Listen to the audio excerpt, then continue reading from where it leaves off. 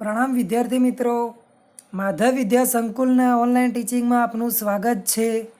ગુજરાતી માધ્યમ ધોરણ 6 વિષય વિજ્ઞાન અને ટેકનોલોજી, પાઠ 8 શરીરનું હલનચલન, વિડીયો ભાગ 4. આજે આપણે જોઈશું પ્રાણીઓની ચાલ વિશે. અલગ અલગ પ્રાણીઓ તેમનું હલનચલન કેવું છે, જેવું કે અળસિયું, ગોકળગાય, વંદો અને કેટલાક પક્ષીઓ તે હલનચલન કેવી રીતે કરે છે તેનો અભ્યાસ કરીશું. તો સૌપ્રથમ અળસિયું જોઈએ તો પ્રવૃત્તિ 5માં કે બગીચામાં જમીન ઉપર ચાલતા કોઈ અળસિયાનું અવલોકન કરો. આપણે બગીચામાં જઈએ અને જમીન ઉપર જો અળસિયું કોઈક ચાલતું હોય તો તેને જોવાનું, બરાબર, કે તે કેવી રીતે ચાલે છે. તો આ પ્રવૃત્તિમાં એવું છે કે તેને પકડીને એક બ્લોટિંગ પેપર અથવા તો બ્લોટિંગ એટલે કે સફેદ પેપર અથવા તો ફિલ્ટર પેપર ઉપર મૂકો. પછી તેની ગતિનું નિરીક્ષણ કરવામાં આવે છે. પછી આ કર્યા પછી અળસિયાને એક કાચની પટ્ટી, ટાઇલ્સ અથવા કોઈ ચીકણી સપાટી ઉપર મૂકવામાં આવે છે.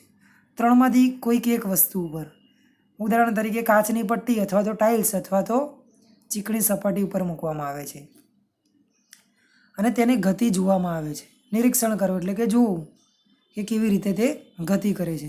શું આ ગતિ પેપર ઉપર કરેલ ગતિ કરતાં ભિન્ન છે?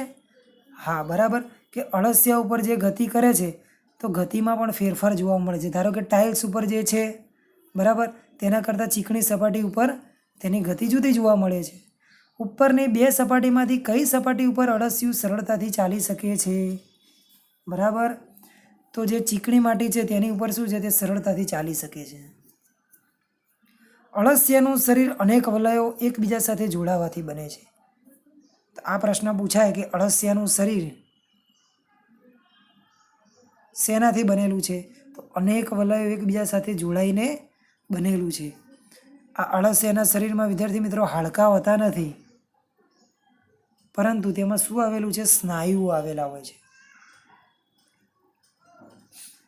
બરાબર, અળસિયાના સંપૂર્ણ શરીરમાં હાડકાં નથી હોતા, સ્નાયુ આવેલા હોય છે.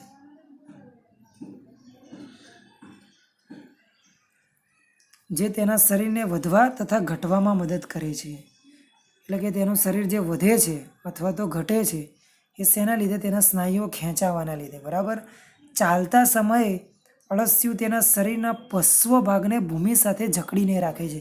અળસિયું જ્યારે ગતિ કરે છે, બરાબર, અહીંયા એક અળસિયું આપણે દોરીએ તો એ ચાલતી સમયે તેના પશ્વ ભાગને, એટલે કે આ પાછળનો ભાગ છે, બરાબર, આ એનો અગ્રભાગ આપણે જોઈએ અને આ છે પશ્વ ભાગ. તો પશ્વ ભાગ જે છે એ ભૂમિ સાથે જકડીને રાખે છે એ ચાલે છે ત્યારે, તથા આગળના ભાગને શું કરે છે? તે ફેલાવે છે, એટલે કે અગ્રભાગને ફેલાવે છે. ભૂમિથી જકડી રાખે છે, બરાબર. તેના પછી તે શું કરે છે? અગ્રભાગ જે છે તેને ભૂમિથી જકડી રાખે છે અને પશ્વ ભાગને પછી ખુલ્લો કરી દે છે. બરાબર, જો આ અગ્રભાગ અને પશ્વ ભાગની રીતે જોઈએ તો સૌપ્રથમ પશ્વ ભાગ ભૂમિ સાથે જકડી રાખે છે અને અગ્રભાગને ફેલાવે છે. પછી અગ્રભાગ ફેલાઈ જાય પછી પશ્વ ભાગને શું કરી દે છે? તે ખુલ્લો કરી દે છે, એટલે કે થોડુંક આગળ જશે અને અગ્રભાગ પછી ખુલ્લો થઈને આગળની તરફ આવે છે. તો આવી રીતે અળસિયું ગતિ કરે છે. તેના બાદ શરીરને પછી સંકુચિત કરે છે. પશ્વ ભાગને ખુલ્લો કર્યા બાદ પછી શરીર કેવું થઈ જાય છે? સંકુચિત થઈ જાય છે, બરાબર, એટલે કે નાનું. તથા પશ્વ ભાગને આગળની તરફ ખેંચે છે, એટલે કે પાછળના ભાગને શું થશે? આગળની તરફ ધકેલશે, એટલે કે ખેંચે છે. આનાથી તે કેટલાક અંતર સુધી આગળ વધી શકે છે. અળસિયું આ પ્રક્રિયાને વારંવાર પુનરાવર્તિત કરીને માટીમાં આગળ ખસે છે. તો આવી રીતે અળસિયું માટીમાં આગળ વધે છે. તો પ્રશ્ન પૂછાય કે અળસિયું માટીમાં કેવી રીતે આગળ વધે છે અથવા તો કેવી રીતે માટીમાં આગળ ખસે છે? તો શું આવશે કે અળસિયામાં હાડકાં આવેલા હોતા નથી, અળસિયામાં ફક્ત સ્નાયુ આવેલા હોય છે અને આ સ્નાયુઓ અળસિયાને વધવા અને ઘટવામાં મદદ કરે છે. પછી અળસિયાનું શું જોવાનું વિદ્યાર્થી મિત્રો? અગ્ર અને પશ્વ ભાગની ચર્ચા આપણે કરવાની કે અગ્રભાગ જે છે, બરાબર, અને પશ્વ ભાગ, તો પશ્વ ભાગ ભૂમિને જમીન સાથે જકડી રાખે છે. અને આગળનો જે ભાગ છે એટલે કે અગ્રભાગને શું કરે છે, તે ફેલાવે છે. પછી પશ્વ ભાગને શું કરે છે, તે ખુલ્લો કરી દે છે. બરાબર. અને પછી સંકોચાઈ જાય છે અને અગ્રભાગને ફરીથી તે આગળ ધકેલે છે. આવી રીતે અળસિયું ગતિ કરે છે. તેના શરીરમાં ચીકણા પદાર્થ હોય છે જે તેને ચાલવા માટે મદદરૂપ થાય છે. ચીકણો પદાર્થ જે છે એના લીધે તે ચાલવામાં સરળતાથી તે ચાલી શકે છે, ચીકણા પદાર્થના લીધે. તે તેના શરીરના ભાગોને જમીન સાથે કેવી રીતે ટકાવી રાખે છે? બરાબર. આ અળસિયું શરીરમાં નાના નાના અનેક વજ્રકેશ આવેલા હોય છે. અળસિયાના શરીરમાં નાના નાના વજ્રકેશો આવેલા હોય છે, એટલે કે વાળ જેવી રચના. આ વજ્રકેશ સ્નાયુઓ સાથે જોડાયેલા હોય છે. જેમ આપણા શરીરમાં વિદ્યાર્થી મિત્રો જુઓ કે રૂંવાટી આવેલી છે કે નહીં ચામડી ઉપર, તો એવી રીતે અળસિયામાં કેવું છે કે વજ્રકેશ આવેલા હોય છે. કેશ એટલે કે વાળ જેવી રચના, જે શેની સાથે જોડાયેલું હોય છે? સ્નાયુઓ સાથે જોડાયેલા હોય છે. આ વજ્રકેશ માટીમાં તેની પકડને મજબૂત બનાવે છે. આ વજ્રકેશના લીધે શું થાય છે, તે માટીમાં સરળતાથી રહી શકે છે, એટલે કે તેની પકડને મજબૂત બનાવે છે અને તે સરળતાથી ચાલી શકે છે. અળસિયું તેના રસ્તામાં આવવાવાળી માટીને ખાય છે. અળસિયું જ્યારે ચાલે છે ત્યારે તેની રસ્તામાં જે માટી આવે છે, બરાબર, તેને ખાય છે. આમ તે જ્યારે ખાય છે ત્યારે અપાચિત ખોરાક શું કરે છે, તે બહાર કાઢે છે. બરાબર, કે જેનું પાચન થયેલું નથી તેવા ખોરાકને બહાર કાઢે છે. આમ અળસિયા દ્વારા કરવામાં આવેલ આ કાર્યને, બરાબર, કે જે આ કાર્ય છે એ માટીને ફળદ્રુપ બનાવે છે. જ્યારે આ ખોરાક ખાય છે અને અપાચિત ખોરાકને બહાર કાઢે છે ત્યારે આ માટી કેવી બને છે? ફળદ્રુપ બને છે. તો અળસિયું જે છે જમીનને વિદ્યાર્થી મિત્રો ફળદ્રુપ બનાવવામાં મહત્ત્વનો ભાગ ભજવે છે. બરાબર. એટલા જ માટે ખેડૂતો શું કરે છે, ખેતી કરતી વખતે અળસિયાનો ઉછેર કરતા હોય છે. બરાબર, ખાતર બનાવતા હોય છે કે જેથી વનસ્પતિ સરસ રીતે વિકસિત થાય. બરાબર, અને જમીન ફળદ્રુપ બને, જેનાથી વનસ્પતિને ફાયદો થાય છે. હવે આપણે જોઈશું ગોકળ ગાય. તો ગોકળ ગાય માટે આપણે પ્રવૃત્તિ 6 સમજીએ તો આપણા બગીચા કે ખેતરમાં ગોકળ ગાય જો હોય તો તે જોવામાં આવે છે કે તેની પીઠ ઉપર ગોળ જેવી રચના જોવા મળે છે. એ શું છે? કવચ છે. તો કવચ કોને કહે છે? તો જે ગોકળ ગાય છે તેના શરીર ઉપર ગોળ જેવી જે રચના જોવા મળે છે તેને કવચ કહીએ છીએ. તે ગોકળ ગાયનું બાહ્ય કંકાલ છે, પરંતુ તે હાડકાનું બનેલું હોતું નથી. આમ જોવા જઈએ તો તે શું છે? ગોકળ ગાયનું બાહ્ય કંકાલ છે, પરંતુ તે હાડકાઓનું બનેલું હોતું નથી. તે કવચ એક જ એકમ છે તથા તે તેને એક જગ્યાએથી બીજી જગ્યાએ ગતિમાં સહાય કરતું નથી. તે એક જ એકમ છે, તે જોડાયેલું છે. તે એક જગ્યાએથી બીજી જવા માટે તે ગતિ કરતું નથી. બરાબર. તે ગોકળ ગાય જેમ ચાલે છે એવી રીતે આ જે બાહ્ય કંકાલ છે કે જે હાડકાનું બનેલું નથી, તે ગોકળ ગાય જેમ જેમ આગળ વધે છે એટલે કે ચાલે છે એમ એમ તે ધકેલાય છે, એટલે કે ખેંચાય છે, પરંતુ તે ગતિમાં સહાય કરતું નથી. ગોકળ ગાયને કાચની પ્લેટ ઉપર મૂકીને જોવામાં આવે છે ત્યારે તે ચાલવાની શરૂઆત કરે. બરાબર. ત્યારે કાચની પ્લેટને ઉપર ઉઠાવીને તેની નીચેથી તેની ગતિનું અવલોકન કરવામાં આવે છે. એટલે કે કાચની ઉપર જો ગોકળ ગાય મૂકીએ અને નીચેથી જોઈએ તો કેવી રીતે ગતિ કરે છે તેનો ખ્યાલ મેળવી શકાય છે. કવચના છિદ્રમાંથી ગોકળ ગાયની એક જાડી સમરચના તથા શીર્ષને બહાર આવતા જોઈ હશે. તો આ જાડી સમરચના તેના પગ છે. બરાબર. તો એવું પૂછાય કે કવચના છિદ્રમાંથી જે ગોકળ ગાયમાં એક જાડી સમરચના છે, બરાબર, તથા શીર્ષને બહાર આવતા આપણે જોઈએ છીએ, તો આ સંરચનાને શું કહીએ છીએ? તો ગોકળ ગાયના પગ. એટલે કે જાડી સંરચના કે જે શીર્ષની બહાર આવે છે તેને આપણે શું કહીએ છીએ? પગ કહીએ છીએ. જે મજબૂત સ્નાયુના બનેલા હોય છે.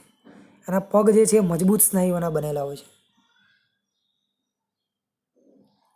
બરાબર. આ પણ જેમ અળસિયું હાડકાનું બનેલું નથી હોતું તેમ ગોકળ ગાય પણ હાડકાનું બનેલું હોતું નથી. જે મજબૂત સ્નાયુના બનેલા હોય છે. હવે સાવધાનીપૂર્વક કાચની પ્લેટને ઝુકાવો, પગની તરંગીત ગતિ જોઈ શકાશે, બરાબર. તો ગોકળ ગાયની ગતિ અળસિયા કરતાં ધીમી છે કે ઝડપી?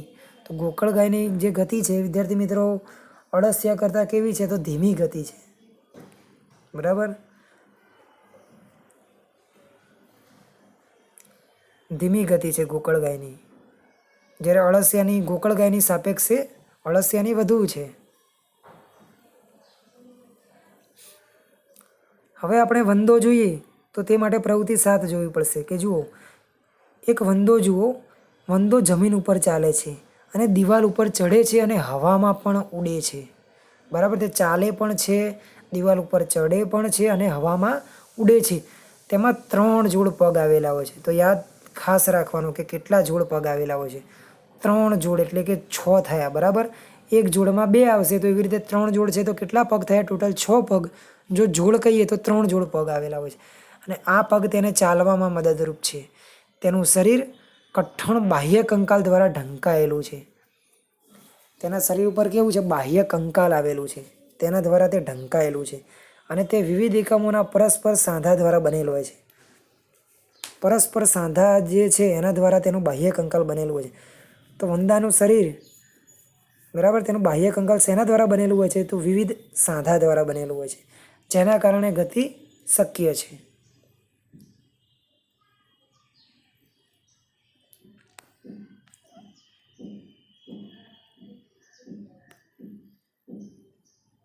બરાબર. તો આ થઈ વંદાની વાત.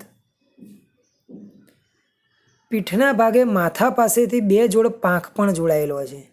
જે પીઠ છે એના ભાગે માથા પાસેથી 2 જોડ તેને પાંખ પણ હોય છે. તો આ પણ ખાસ યાદ રાખવું કે માથા પાસે કેટલી જોડ પાંખ હોય છે? તો 2 જોડ પાંખ હોય છે. આપણે આગળ જોયું કે 3 જોડ પગ હતા અને 2 જોડ પાંખ છે. વંદામાં વિશિષ્ટ સ્નાયુઓ આવેલા હોય છે અને આ સ્નાયુઓ ચલનપાદની નજીક આવેલા હોય છે. એટલે કે જે તેના પગ જે છે કે જે ચાલે છે તેની નજીક આવેલા હોય છે આ સ્નાયુઓ, બરાબર. એટલે કે ચાલવામાં તે સહાય કરે છે. સ્નાયુઓ જો ચલનપાદની બાજુમાં આવેલા છે એટલે તેને ચાલવામાં મદદરૂપ થાય છે. અને આ સ્નાયુઓ વંદો જ્યારે ઉડે છે ત્યારે તેની પાંખોને ગતિ આપે છે. વંદાના પાંખોને ગતિ કોણ આપે છે? તો વંદાના સ્નાયુઓ. હવે આપણે જોઈશું પક્ષીઓ વિશે. તો પક્ષીઓ હવામાં ઉડે છે તથા ભૂમિ ઉપર ચાલે પણ છે, બરાબર. એટલે કે તેના પ્રચલન અંગો કયા થયા? પગ અને પાંખો, બરાબર. કેવી રીતે પ્રચલન કરે છે? તો પગ વડે ચાલીને અને પાંખો વડે ઉડીને. બતક તથા હંસ જેવા પક્ષીઓ પાણીમાં તરે છે. પક્ષીઓ એટલા માટે ઉડી શકે કે તેમનું શરીર ઉડવા માટે અનુકૂલિત હોય છે, કે એવી રીતે એમનું શરીર બનેલું હોય છે એટલા માટે તે ઉડી શકે છે. જો હવે એવું તો શું છે પક્ષીઓમાં કે તે ઉડી શકે છે, બરાબર. તો આ પણ કારણ પૂછાઈ શકે છે, પક્ષીઓ હવામાં ઉડી શકે છે, કારણ સમજાવો. તો શું આવશે કે તેના હાડકાં છિદ્રિષ્ટ અને હલકા હોય છે, બરાબર. હાડકાં જે છે છિદ્રોવાળા, છિદ્રિષ્ટ એટલે કે કાણાવાળા, અને તે હલકા હોય છે એટલા માટે તે ઉડી શકે છે. આ સિવાય પશ્વ ઉપાંગના હાડકાં ચાલવા તેમજ બેસવા માટે અનુકૂલિત હોય છે. તેના જે પશ્વ ઉપાંગો જે છે, બરાબર, આ તમે જોઈ શકો છો, એ શું છે? ચાલવા માટે અને બેસવા માટે અનુકૂલિત હોય છે. અને અગ્ર ઉપાંગનો જે અસ્થિનો ભાગ એટલે કે હાડકાનો ભાગ રૂપાંતરિત થઈને પાંખ બનાવે છે. તો આ થયા પશ્વ ઉપાંગ જે ચાલવા અને બેસવા માટે, જ્યારે અગ્ર ઉપાંગ છે તે પાંખ બનાવે છે. ખભાના હાડકાં મજબૂત હોય છે. જેનો ખભો છે એના હાડકાં કેવા હશે? મજબૂત હોય છે.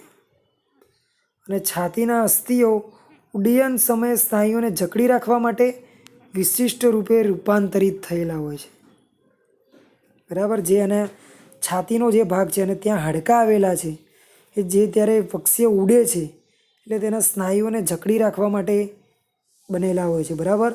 તથા પાંખોને ઉપર નીચે કરવામાં મદદરૂપ કરે છે. જે છાતીના અસ્થિઓ છે, બરાબર, એ શું કરે છે? તો પાંખીઓને ઉપર નીચે કરવામાં સહાય કરે છે.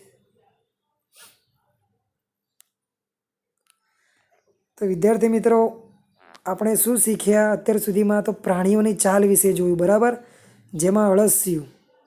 તો અળસિયુંમાં અનેક વલયો છે, તેને હાડકાં હોતા નથી, સ્નાયુ આવેલા હોય છે જે તેના શરીરને વધવા અને ઘટવામાં મદદરૂપ બને છે. પછી તેનું પશ્વ ઉપાંગ ભૂમિ સાથે જકડી રાખે છે અને અગ્ર ઉપાંગ જે છે બરાબર એમ ધીમે ધીમે તેને આગળ ધકેલે છે અને પશ્વ ઉપાંગ પણ પછી શું છે પાછળથી આગળ વધે છે. તો આવી રીતે અળસિયું ગતિ કરે છે બરાબર. પછી અળસિયામાં વજ્રકેશ જેવી રચના આવેલી હોય છે બરાબર, જે સ્નાયુઓ સાથે જોડાયેલી છે અને તે તેને માટીમાં ચાલવા માટે અનુકૂલિત બનાવે છે. પછી આ સિવાય શું જોયું આપણે કે અળસિયું વનસ્પતિને ફળદ્રુપ બનાવે છે બરાબર. જે જમીનો હોય છે તેમને ફળદ્રુપ બનાવે છે, એટલે કે વનસ્પતિ સારી રીતે વિકસિત થાય છે. જ્યાં જ્યાં અળસિયું ચાલે છે બરાબર, તો રસ્તામાં જ્યાં માટી આવે છે તેનો ખોરાક તરીકે ઉપયોગ કરે છે. પછી ગોકળ ગાય જોયું, તો ગોકળ ગાયમાં શું જોયું, તો તેમાં જુઓ કે પીઠ ઉપર ગોળ જેવી રચના જોવા મળે છે, જેને આપણે કવચ કહીએ છીએ બરાબર. બાહ્ય કંકાલ જે હાડકાનું બનેલું હોતું નથી. પછી એક જગ્યાએથી બીજી જગ્યાએ જો ગોકળ ગાયને જવું હોય તો તેનું આ કવચ તેને સહાય કરતું નથી બરાબર. તેનું શીર્ષ અને પગ જે એક જગ્યાએથી બીજી જગ્યાએ જાય છે તો તેની જોડે જોડે પણ આ જે બાહ્ય કંકાલ છે તે આવે છે, પરંતુ તેના ગતિમાં આ બાહ્ય કંકાલ સહાય કરતું નથી. પછી કાચની પ્લેટ ઉપર ગોકળ ગાયની ગતિ જોવામાં આવે છે બરાબર.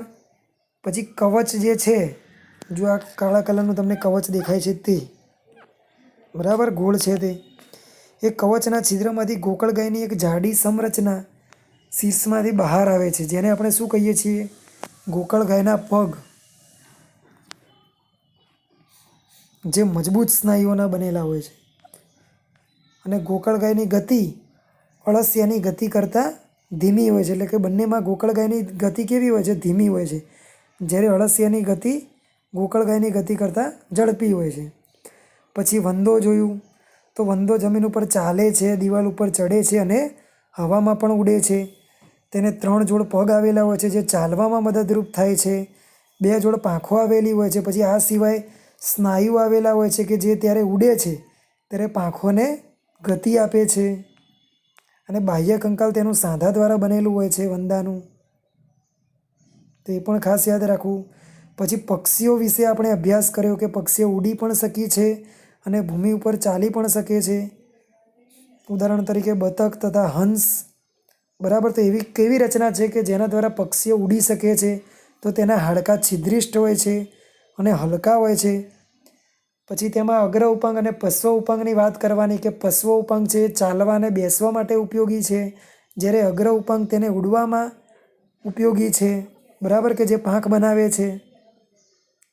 ત્યારબાદ તેના છાતીના અસ્થિઓની વાત કરવાની કે તેના છાતીના અસ્થિઓ ઉડ્ડયન સમયે સ્નાયુઓને જકડી રાખવા માટે વિશિષ્ટ રૂપે રૂપાંતરિત થયેલા હોય છે, તથા પાંખોને ઉપર નીચે કરવામાં આ છાતીના અસ્થિઓ મહત્ત્વનો ભાગ ભજવે છે બરાબર. તો આપણે આજે ચલાવ્યું તેનું રિવિઝન કર્યું.